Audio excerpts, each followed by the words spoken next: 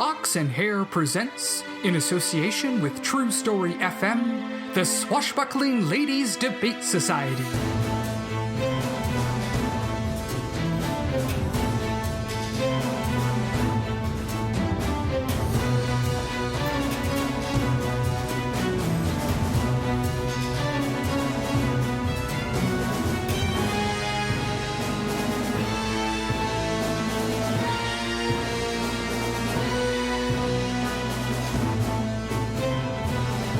Today's adventure: in teaching, you will learn. And you may tell the golden jackal that his business is not welcome in Tangiers. When you're able to speak again, that is. Carmin Crimson, it is good to see you again. Zinnia, late again. I'm glad you've returned. Now, on guard! Carmin, it really is me. I had no doubt, but I needed to know your reactions were still up to snuff. You never know from where an attack will come. Even from someone I love and trust? Especially them. I was pleased to hear of your rescue. And I thank you for the part you played in it. But I am disappointed that you allowed yourself to not only be captured but held for so long. I've always said that you must look for your moments. I remember. Did I miss the pleasantries? Because it seems we've gone right into another lesson. I met your spouse and your servant? Goldie is not a servant. But you do pay her. She earns a wage, yes, but she is a member of the family. Like a daughter? Like a friend. Something you seem to be sorely lacking. And this woman you've devoted yourself to, you've taken to training her as well? Her name is Saffron, and yes, I have. You consider her a worthy pupil?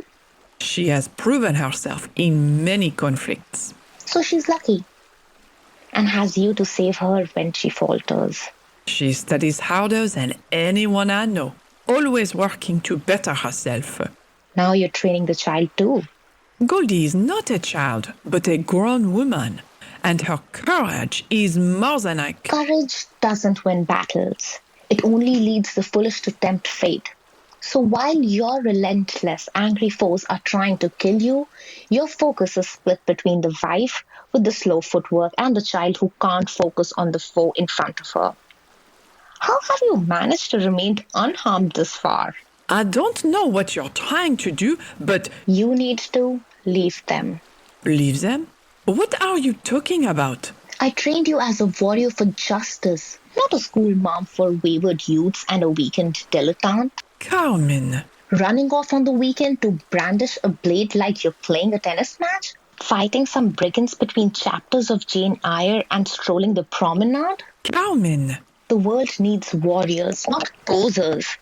I'm glad you've returned to me. You need adjustment in your education and to leave the refuse behind. Carmin! How dare you raise your voice to me? I took you in when your mother disappeared. This small crime thing? I made you into something, forged you as a weapon for righteousness, set you on a path, and now you waste and squander my gifts? I've heard enough. Now you will listen to me. I have nothing but gratitude for what you did for me, helping me, training me, empowering me. You think I forgot all that? No, don't you see? That is what I am doing. I help those who cannot help themselves, like you did for me. I take in the cast-offs, like you did for me. I teach them to stand up and fight in their own way, like you did for me. Not like I showed you. Of course not. I am not you.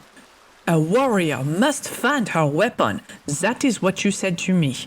Saffron might not be as quick with a parry, but she can see into their minds and disarm them with her words. Goldie might not be elegant, but she fights with her whole being. I like to think I helped them focus what was always inside them, not by making them like me, but by helping them be themselves, but better. You waste your time with them. It is time to choose either your ridiculous girls' club or the real battle against the forces of Them. What? I choose them. 1,000 times I choose them. Because they need you. Because they die without you. Because I need them. You taught my arm to be quick, my eye to be sharp, and my body to be where it needed to be for victory. I did. But that is not enough. My wife has taught me about love and faith and trust and joy. You trained my body, but she has forged my soul. I am better because they are with me. It makes me stronger. And the fact that you still think that such a thing is... I yield. You what? You what? I yield. You win. I don't think I've ever heard you say those words. What was all this? You never know from where an attack will come. Sometimes it's a bullet and sometimes it's a word. Sometimes they aim for your throat and other times it's straight for your heart. I needed to make sure that you were prepared. So this was another test. I'm a teacher. Your education never ceases. And all those things you said Would only have been true if you'd let yourself believe them. Had you agreed, bowed down to your teacher, I'd have known your heart and soul were not ready for the war. And Saffron? Is a lovely woman, and her manners are impeccable. You've done some lovely work with her training, but she still needs to be lighter. Lighter on her feet, yes, I know. I am very proud of you. You found someone to love, and who will love you back. In that you've surpassed your teacher. You have exceeded even my high hopes for you. I don't know what to say.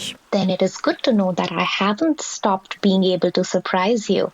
Do you have time to take tea with an old mentor, or do you need to run off and save France? Both, actually. While I did want to see you, I am here on business. Oh, I have a job for you, one I think you're going to like. What would you say to fighting a whole battalion of soldiers, single-handed? it sounds like we're going to need the ginseng.